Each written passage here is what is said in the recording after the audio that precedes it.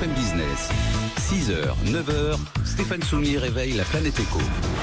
Good morning business. Didier Le Ménestrel, donc le patron de la financière de l'Échiquier, est avec nous. Bonjour Didier Le Ménestrel, l'un des fleurons de la gestion d'actifs, disent les gazettes. Voilà. Merci. Et vous me le disiez tout à l'heure, à un moment, c'est le temps finalement qui rend justice à l'ensemble de ceux qui sont là. 25 ans sur les marchés, c'est ça? Oui, 26 maintenant. 26 ans, voilà.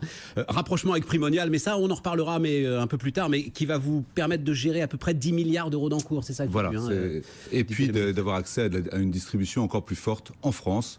Donc poser notre place en France pour aller conquérir l'Europe, ce qui reste l'étape à franchir. Moi, la question que j'ai envie de poser pour le coup à l'homme d'expérience, c'est qu'est-ce qui se passe aujourd'hui avec la technologie au sens large. Apple qui prend la première capitalisation boursière de la planète, ouais, qui prend 50% de valorisation en un an, je crois que c'est du jamais vu dans toute l'histoire boursière. Est-ce qu'on n'est pas face à de nouvelles références de valorisation, Didier Le Ménestrel? La première nouvelle référence, et là les États-Unis sont des précurseurs inouïs, ils sont mondiaux, c'est-à-dire que leurs clients ne se calculent pas en dizaines de millions, mais en milliards de clients. Ouais. Et ça, je crois qu'en France, on a un petit peu de mal, parce que nous sommes un pays qui... J'écoutais votre reportage sur la CNIL. Ouais. Je ne crois pas que si la CNIL avait vu le projet Facebook au sein démarrage, je ne crois pas que Facebook existerait aujourd'hui. Et donc, les sommes... Wow. C'est terrible ce que vous dites. Bien sûr. Le sujet, c'est que l'Amérique a une capacité à laisser créer de nouveaux modèles économiques, après, qui deviennent un peu envahissants. Alors là, il faut commencer à y mettre des limites. Mais ces nouveaux modèles économiques créent une valeur que nous ne pouvions pas nous imaginer. Je crois que Facebook, c'était au 3e trimestre de l'année, a gagné plus en résultat net qu'il ne gagnait dans l'année entière des 2 ans précédents. C'est ça. Parce qu'en fait, et ce sont des modèles qui, comme on parle de milliards, on met 3 zéros de plus que tout ce que nous connaissons. La capi boursière d'Apple est à 900 milliards. Je crois qu'elle a passé 900 milliards hier soir. La même chose pour Amazon à plus de 500 milliards. Ce sont des chiffres. Je vous rappelle que la capitalisation boursière française est de l'ordre de 1500, peut-être 1600 milliards, parce qu'on a monté un petit peu récemment. Donc c'est vrai qu'on a du mal, mais en revanche, ne le refusons pas. C'est pas parce qu'on a du mal, nous, qu'on doit refuser ce fait que la digitalisation, les nouveaux modèles économiques, le fait de relier les gens les uns aux autres, crée des capacités de création de valeur qui sont inouïes. Et entre-temps, d'autres modèles, en revanche, ne fonctionnent plus. Mais ça veut dire, je reprends, Facebook, de quoi on parle? Encore une fois, vous avez parfaitement raison, Didier Le Ménestrel, on parle d'entreprises qui ont des milliards de clients, mais qui sont quand même, le croyait-on, à peu près valorisé à la hauteur de ces milliards de clients. Facebook, plus 56% depuis le début de l'année. Apple, plus 50%. Amazon, plus 57%. Ouais. Bulle ou pas bulle? Posons la question simplement, Didier Le Ménestrel. Qu'est-ce qui permet de la mesurer? Écoutez, alors là, je vais me référer à notre gérant David Ross, qui suit ça de très près. David Ross, américain, pure souche, qui a tout vécu dans les marchés depuis 40 ans. Lui, clairement, pas bulle. Valorisation peut-être un peu excessive, parce qu'en fait, il y a un rythme de revalorisation qui est plus ou moins élevé, mais pas bulle du tout. C'est-à-dire que la croissance des résultats futurs peut encore justifier le prix. Alors d'un Amazon, c'est un peu plus difficile, parce que la lecture des résultats futurs est très complexe. En revanche, d'un modèle de Facebook qui, par client ou par lecteur, permet de générer un petit peu de publicité. La seule limite de ces modèles, c'est qu'un jour, il y aura des réflexions de type antitrust. Voilà. Mais aujourd'hui, l'antitrust, c'est le monde. Donc vous avez des Chinois qui font exactement la même chose. Si Alibaba, Tencent sont aussi des concurrents très actifs, ce sont eux qui se bagarreront tous, donc il n'y a pas de raison de mettre de la réglementation qui limite leur croissance. Mais en fait, c'est sans doute une puissance comparable à la Standard Oil oui, c'est ça. Au début du siècle. Les ATT de l'époque. Et à un moment, vous pensez que les États vont réagir et qu'il y aura... la première réaction, casser ces plateformes? La première réaction des États aujourd'hui, ce sont les impôts. Les impôts, c'est vrai. Ce sont des groupes qui étaient mondiaux, qui avaient bien compris qu'en étant mondiaux, on pouvait ruser pour ne pas payer d'impôts. Je pense que cette étape-là, elle est finie dans un horizon à peu près raisonnable, à 2-3 ans. Nous arriverons à reprendre un petit peu d'impôts dans les États qui, eux, ne profitent absolument pas de la manne de la création de valeur qui est faite dans ces groupes. Donc ça, c'est la première étape. Mais comme je vous disais, aujourd'hui, c'est Chine versus États-Unis. Est-ce qu'il y a une autorité mondiale qui va commencer à dire quoi que ce soit? Non. Chine, États-Unis, ils vont se bagarrer. Et puis, imaginons qu'il n'y ait qu'un seul acteur, que ce soit Alibaba ou Amazon, à ce moment-là, bien sûr, je crois que le régulateur viendrait décidé de mettre un holà, parce qu'il y a un moment ça devient trop envahissant. C'est presque les populations un jour qui diront.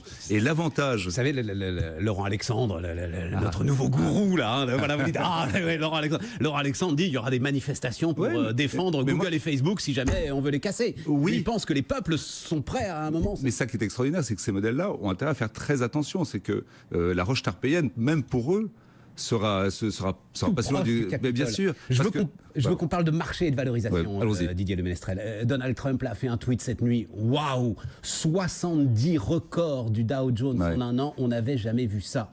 Là aussi, ce sont des résultats qui sont légitimes du fait de la croissance américaine et du fait de la réforme fiscale de Donald Trump. Alors, je trouve que le sujet est un petit peu complexe. Il y a deux choses. Il y a Donald Trump qui se réjouit de la hausse des marchés. Personnellement, ça me gêne.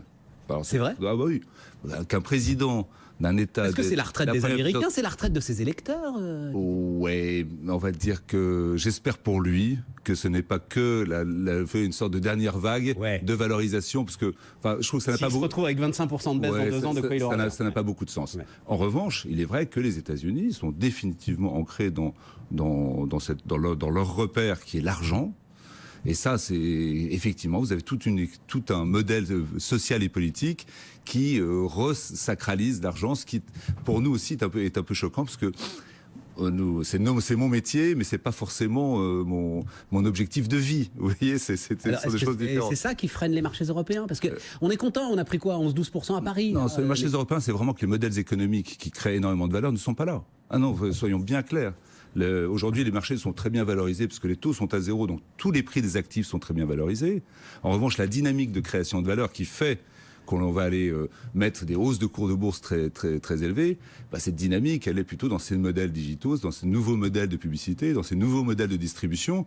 Et nous, on travaille avec Carrefour, Publicis et WPP. Donc, ce sont l'adaptation des économies européennes doit se faire, elle se fera, mais on va un petit peu moins vite. En revanche, sur la création de valeur des entreprises aujourd'hui, les marchés sont en règle générale très bien valorisés. Mais c'est pour ça, alors peut-être que ce qui s'est passé entre Thales et Gemalto hier, enfin dimanche en fait, est important.